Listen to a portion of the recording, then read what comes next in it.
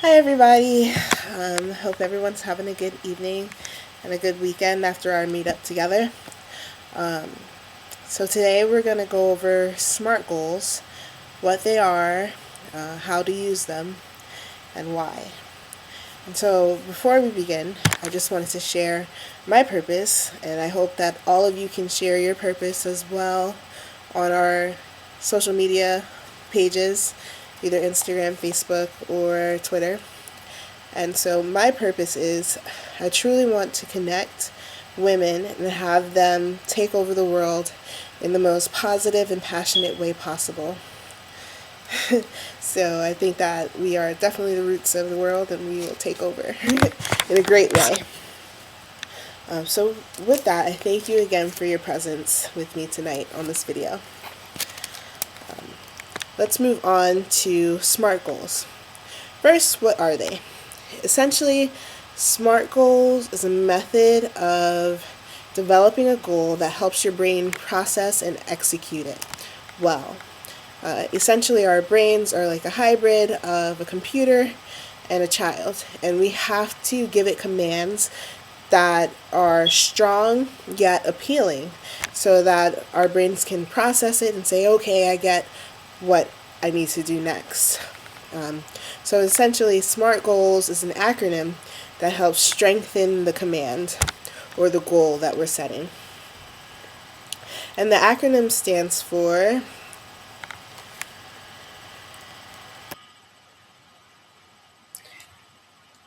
And the acronym SMART stands for S as in specific, M as in measurable, A as achievable, R realistic, and T for time bound. And so what we'll go through next is I will show you a goal that I have written, and we will make sure that we enhance it to meet all the SMART goal metrics. All right, so here's my goal. It's essentially to go beach hopping.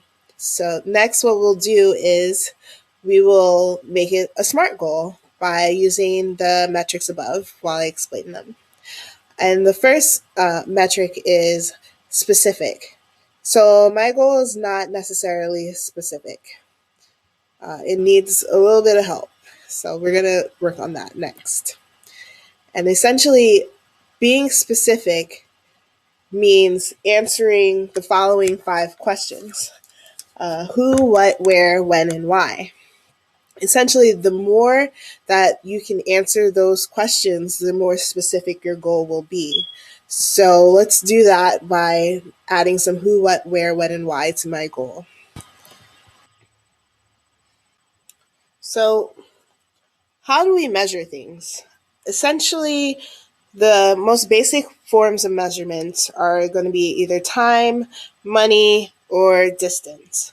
So, like your goal may be I want to run. How will you measure that? I want to run a mile a day. So that's by distance and time, miles and days. So I'm meeting the measurement of my SMART goal by um, measuring the length of time I want to do it for, as well as the amount of beaches I want to do it for, which will help lead to how much money it will cost. So just make sure to have some measurable aspects of your goal, either time, money, distance, or amount of stuff. You know, I want to collect 30 books on being a leader. So make sure to include measurements. After measuring is achievable. So essentially, what that means is your goal possible? Is it something that you feel that you can do? So a lot of what achievable aims to do is essentially you have to take a measurement of yourself. So I like to think of achievable including awareness. So awareness of who you are and what you think you could possibly do. The next part is realistic. So, achievable is like your inside realism, and realistic is in reality. If I said I wanted to go beach hopping on the moon, then I would be in a little bit of trouble because there's no beach on the moon. So, be sure to include realistic. Make sure that your goal is realistic in the time frame that you're giving yourself. And that leads me finally to time bound, which I think is something that my goal is missing. So, moving on to the next slide, I will talk a little bit more about being time bound and including that in my goal. Being time bound is one of the most fundamental aspects of a SMART goal. All of them are very important, but one thing that sets being time bound apart from the goal is that it is your personal measurement of progression, essentially. Like, how close am I to getting towards this goal, and what do I need to readjust? So I put by 2020, I will go beach hopping at the world's top 5 beaches for 6 months. Essentially, that means I need to figure out how I'm going to be able to afford going beach hopping in 5 years. But what that does is it creates an endpoint, and you definitely want to begin with the end in mind. So essentially, I know that I have 5 years to save up enough money. I have 5 years to make sure I have the right travel agency. I have 5 years to build 2 successful businesses. And from there, you move backwards and start filling in all the tasks that will take you there over the next 5 years. What time you set is it really depends on your goal, how realistic it will be to do it, and also how achievable it is to do it. I think it's totally achievable for me to go beach hopping in 5 years, and it definitely sets a little bit of fire under my belt now that I have this very fully formed SMART goal. And what you have is a mini map of your plan and what your successful execution of your plan will look like.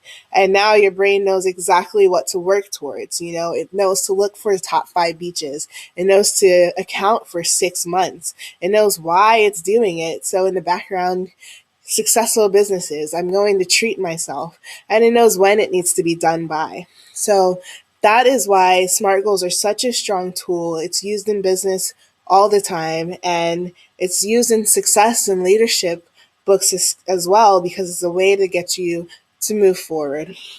So if you have the time, share your SMART goals if you would like. Either post it. I'm going to post the article that I wrote in the January newsletter on our website, and post in the comments. Post your SMART goal there, or post on Facebook. I'm usually there. I would love to see them. And I look forward to seeing everyone next month, where we share our SMART goals with the group and we begin to move forward to mapping out a plan to getting there.